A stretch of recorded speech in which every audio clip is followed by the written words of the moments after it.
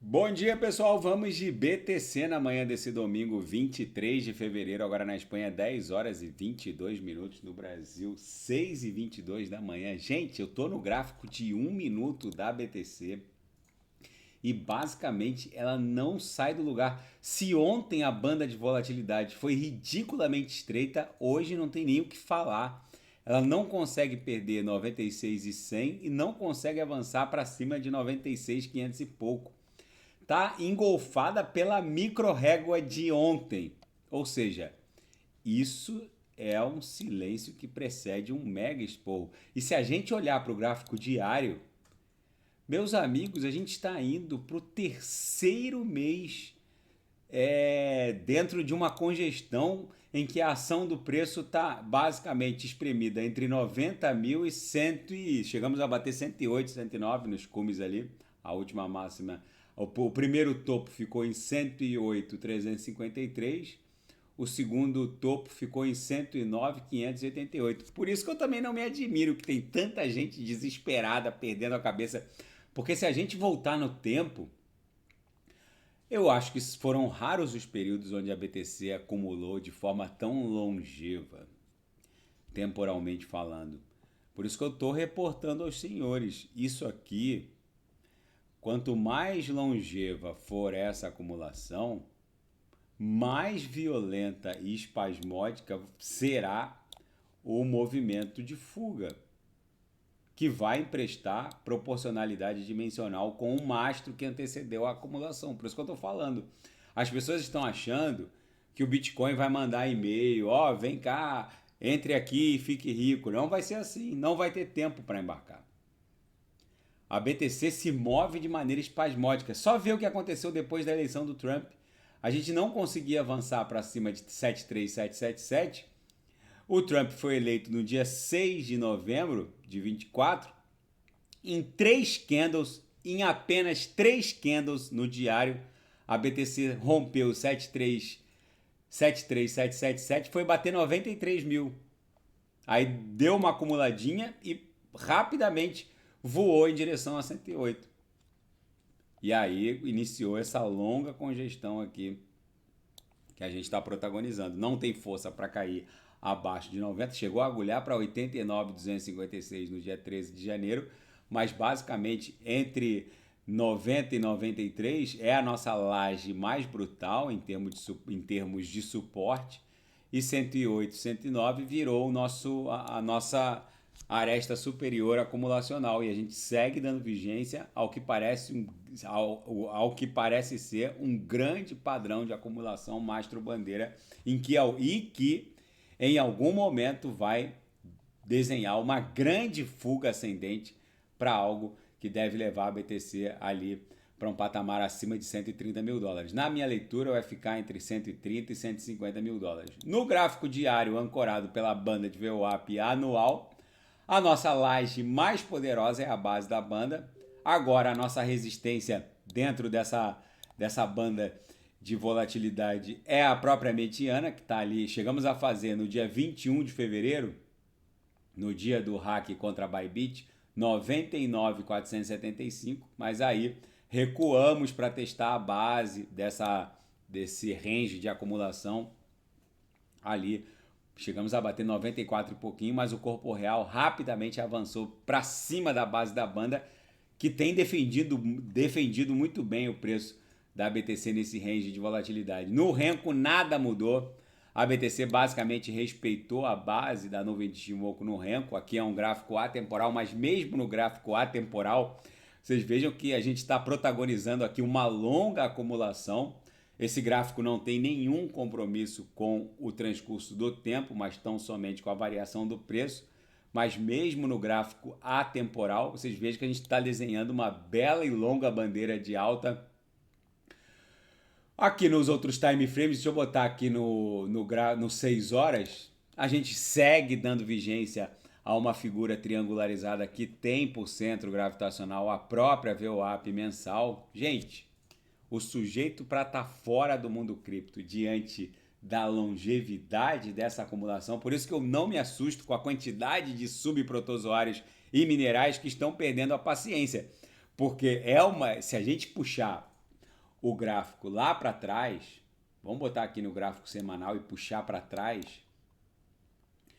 aqui no semanal é raro a gente encontrar 2 ou 3 candles sucessivos no semanal em que os corpos reais seguem engolfando um atrás do outro, como está acontecendo agora. Por isso que tem tanta gente ficando louca, perdendo a cabeça, porque é uma congestão muito longeva, só que isso só indicia a violência que será o movimento de fuga.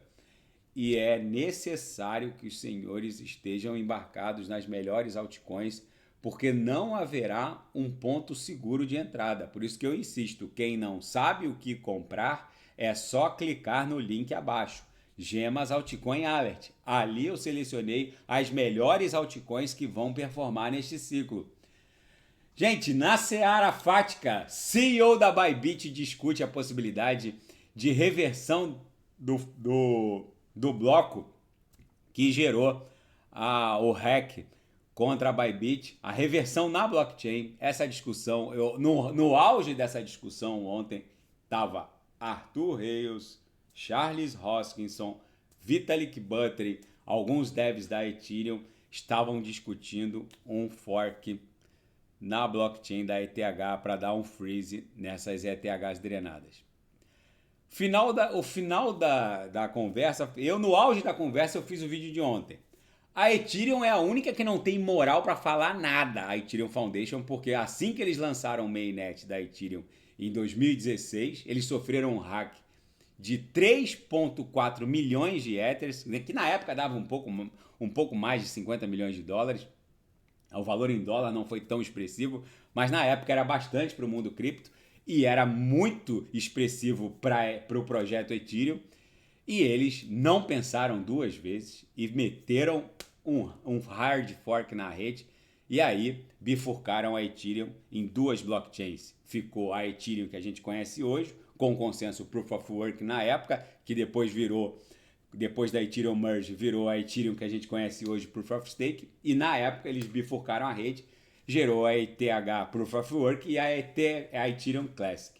Para quem não sabe, Ethereum Classic e Ethereum que a gente conhece hoje já pertenceu a uma única blockchain chamada Ethereum, que se bifurcou em Classic, e a Ethereum que a gente conhece hoje, que depois fez um outro hard fork, que foi a Merge, que levou ela para o consenso Proof of Stake, do Proof of Work para o Proof of Stake.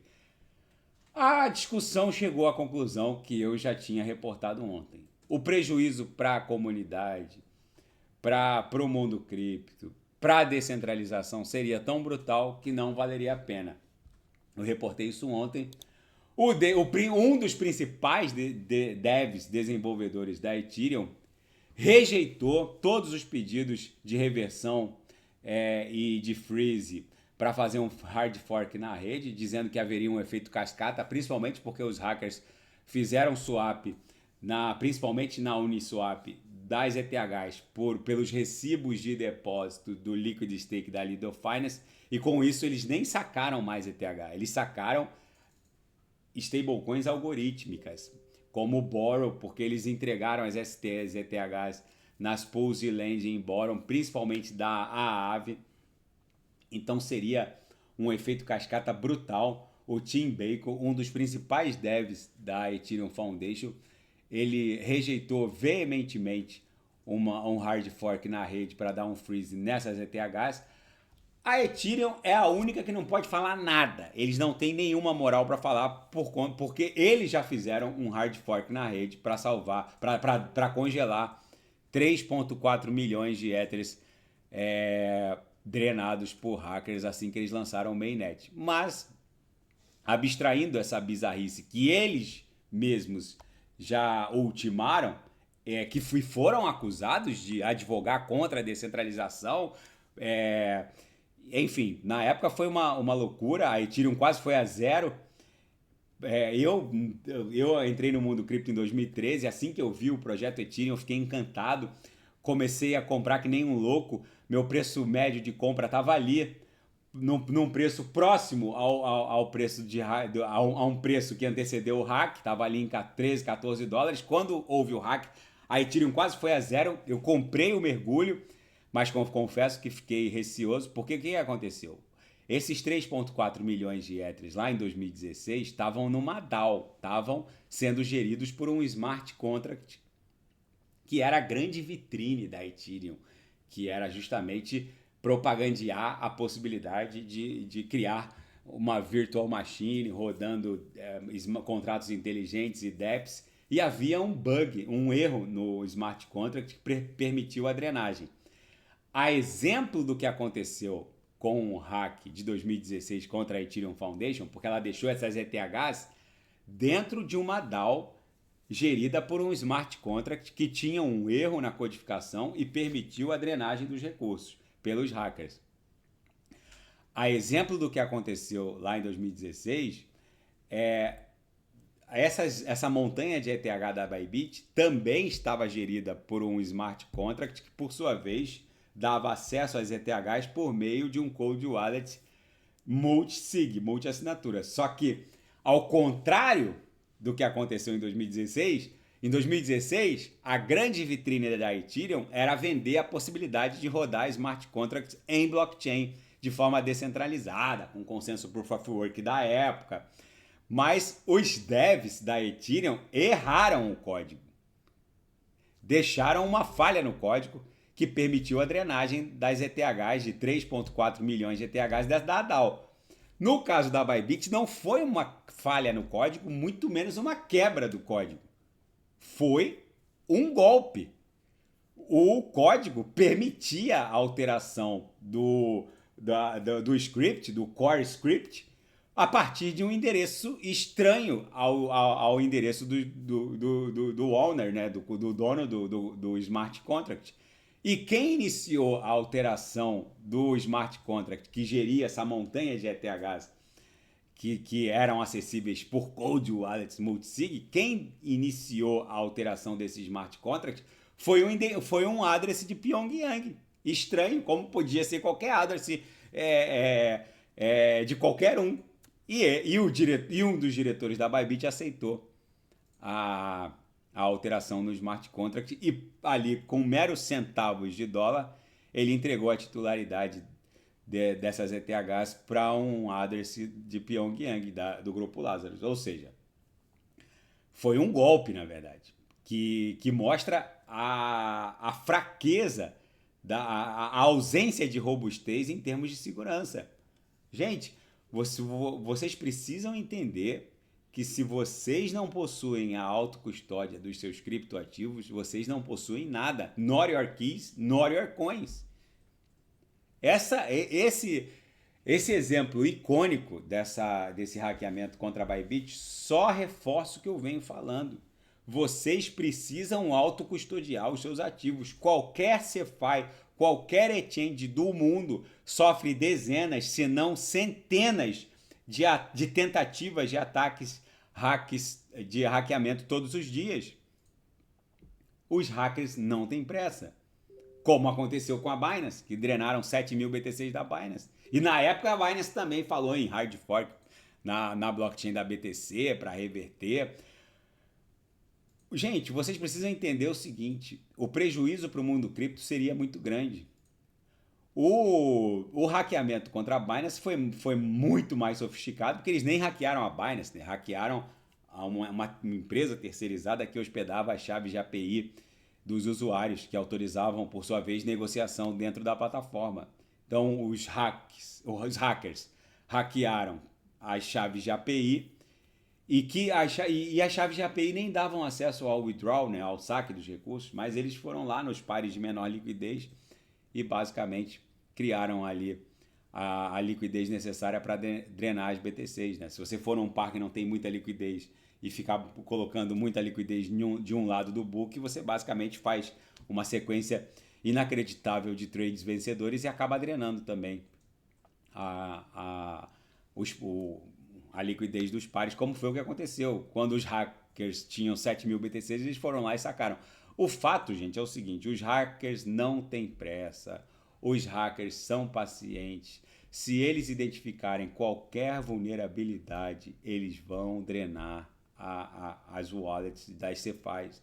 Vocês precisam entender de autocustódia. Vocês precisam entender como funciona esses pop-ups do MetaMask, da Phantom. Vocês precisam entender a leitura e a interpretação desses pop-ups. Toda vez, mesmo com um cold wallet robusto, como os meus, um Ledger Strax, ou um Ledger X, ou um Trezor, se você com um cold wallet, vocês se livram de 99% dos problemas. Mas se vocês interagirem com um protocolo DeFi e o protocolo pedir autorização para iniciar, ler, iniciar e concluir transações, vocês já perderam tudo. Nenhum protocolo de finanças descentralizadas pede autorização para concluir transações. Se isso aparecer, vocês têm que rejeitar e nunca mais usar esse protocolo. Tudo isso a gente ensina no Gemas Altcoin Alert. Quem não sabe operar protocolos de DeFi, de finanças descentralizadas, é só clicar no link abaixo, Gemas Altcoin Alert. Ali a gente faz uma imersão em DeFi. Inclusive hoje eu estou subindo mais um módulo só sobre wallets de autocustódia, como linkar um MetaMask a um Trezor ou a um Ledger de forma segura, como interpretar esses pop-ups do MetaMask. Vocês precisam entrar nesse mundo o mais rápido possível para evitar isso, para evitar deixar os próprios recursos nas mãos de uma CeFi que sofre centenas de tentativas de ataque hackers todos os dias. E uma aprovação de um ETF de Solana ajudará a quebrar a narrativa de grande solução de camada 1 de meme coins.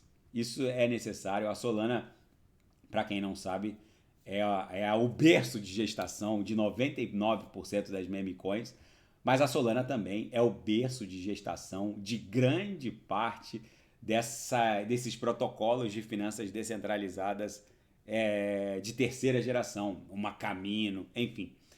Mas o fato é que ela ficou estigmatizada como um grande berço de gestação de meme coins, e a aprovação de um ETF de Solana vai ajudar a quebrar a narrativa.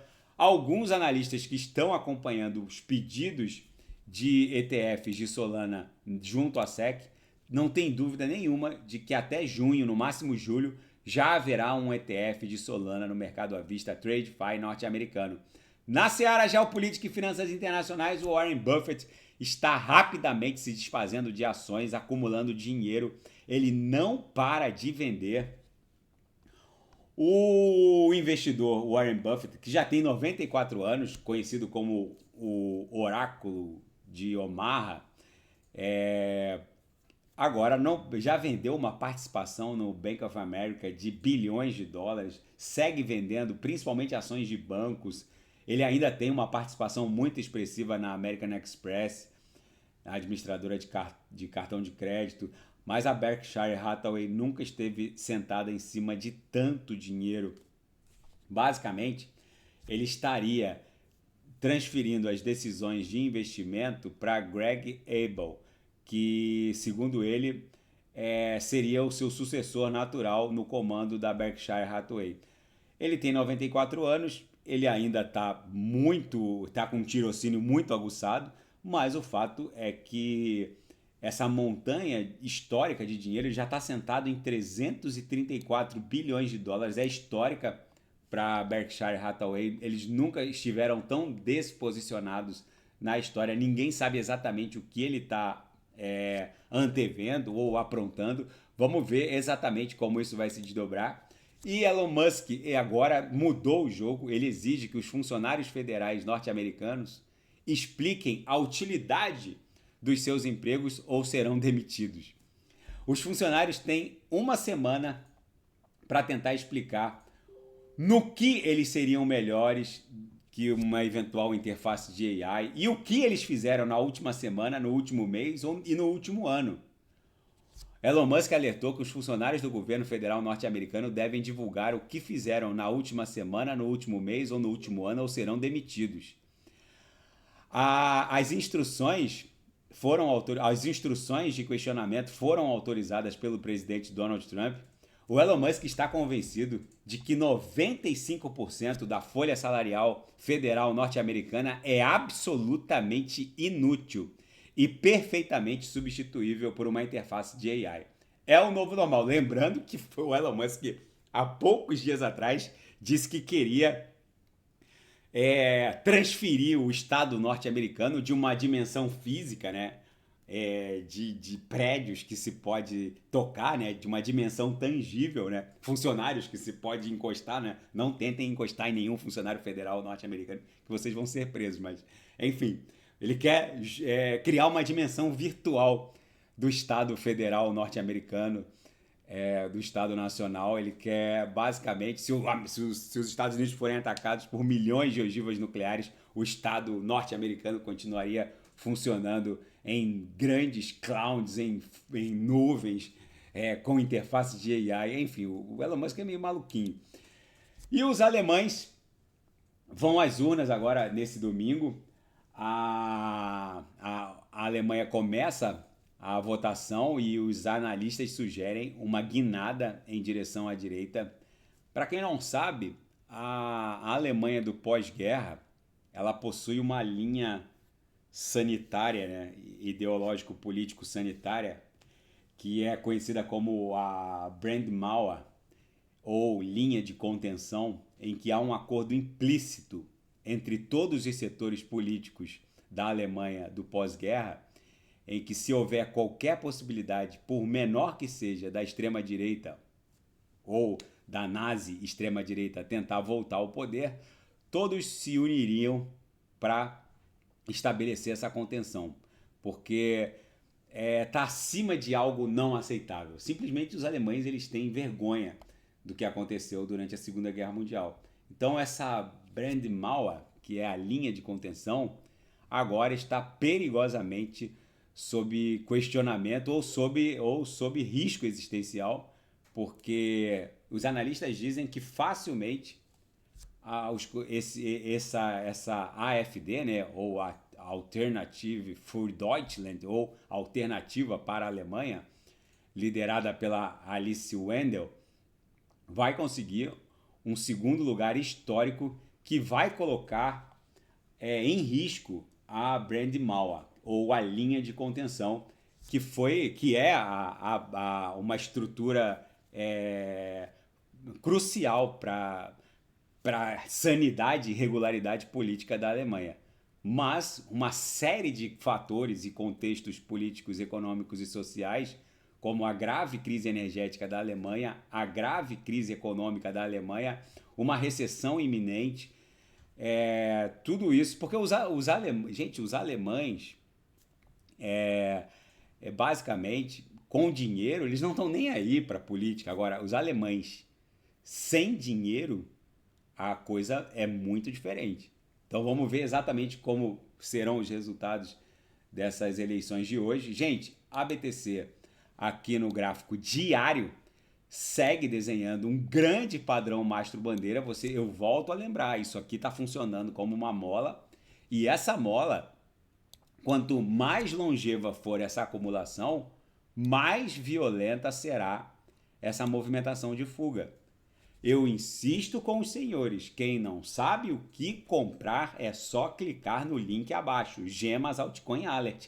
Não ousem estar desembarcados quando essa mega fuga ascendente começar, que por sua vez também vai derrubar a dominância. A dominância agora está em 60,83, está desenhando um corpo real vendedor aqui no semanal, mas está encarando uma laje em termos de suporte, que é a base dessa linha de tendência de alta. Se romper essa LTA, aí ela facilmente buscaria 54%, 55%. Se isso acontecer, eu espero sinceramente que os senhoritos já estejam embarcados nas melhores altcoins. Daqui a pouco eu volto, vou fazer BNB, Atom, Solana, Kusama, e quem quiser sugerir, é só colocar nas mensagens abaixo. Grande abraço, até daqui a pouco.